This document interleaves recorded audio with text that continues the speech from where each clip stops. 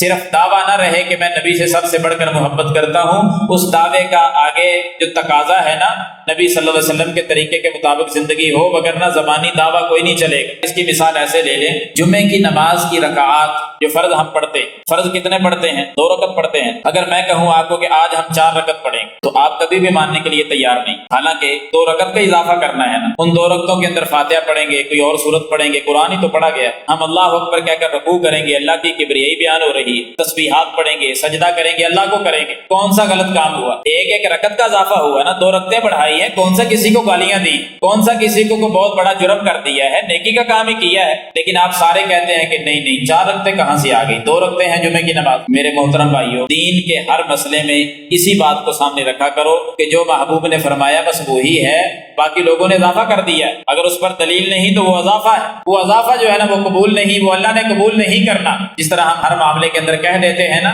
کیا حرج ہے جی، نیکی کا کام یہ قرآن ہی تو پڑھا گیا ہے، ایسے ہی سمجھ لیا کریں کہ قرآن اسی طرح نہیں پڑھا جاتا ہے۔ ایک اور مثال دیتا ہوں، جانور جب ذبح کرتے ہیں تو کیا پڑھتے ہیں؟ بسم اللہ واللہ اکبر، یہ 2 لفظ پڑھ کے ذبح کرتے ہیں نا۔ اگر آپ میں سے کوئی بندہ اٹھے کہ نہیں بھائی میں یہاں سورۃ فاتحہ پڑھوں گا، بسم اللہ واللہ اکبر نہیں پڑھتا، میں یہاں جانور کو لٹا کر چھری پکڑ کر میں سورۃ فاتحہ پڑھوں گا، 114 سورتوں میں سے سب سے افضل ترین سورت ہے سورۃ الفاتحہ، میں یہ پڑھوں گا اور میں ذبح کرتا ہوں۔ دوسرا کہتا میں آیت الکرسی پڑھ کے ذبح کروں گا۔ تیسرا آیا اس نے کہا نہیں آپ پیچھے ہٹیں، میں قرآن کا ایک پارہ پڑھوں گا اور پھر ذبح کرتا ہوں۔ چوتھے نے آ کر بات ہی ختم کر دی، اس نے کہا میں پورا قرآن پڑھوں، بکرا لٹا دیا، قرآن پڑھنا شروع کر دیا۔ قرآن پورا پڑھ کر چھری چلا دے، بتلاؤ کوئی اس جانور کو کھانے کے لیے تیار ہوگا؟ کوئی بھی نہیں۔ کس لیے؟ اس نے حالانکہ قرآن پڑھا ہے، فاتحہ پڑھی ہے، آیت الکرسی پڑھی ہے، پورا قرآن تلاوت کر دیا، کوئی غلط کام کیا ہے؟ قرآن ہی تو پڑھا ہے۔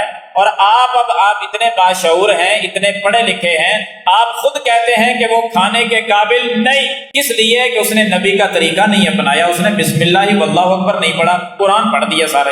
دین کے ہر مسئلے کے اندر تحقیق اسی طرح ہے، اگر نبی کا فرمان ہے تو وہ حق ہے، وگرنہ لوگوں نے اضافہ کر رکھا، اپنی طرف سے چیزیں شامل کر دی ہیں، وہ نبی کے محبت کا تقاضا پورا نہیں کر رہے۔ زبانی دعویٰ ہے وہ کبھی بھی پورا نہیں ہوگا، تقاضا تب پورا ہوگا جب عملی میدان میں ہر قدم نبی صلی اللہ علیہ وسلم کے طریقے کے مطابق اٹھایا جائے اور آپ کے طریقے کے مطابق بولا جائے، آپ کے طریقے کے مطابق عبادات کی جائیں۔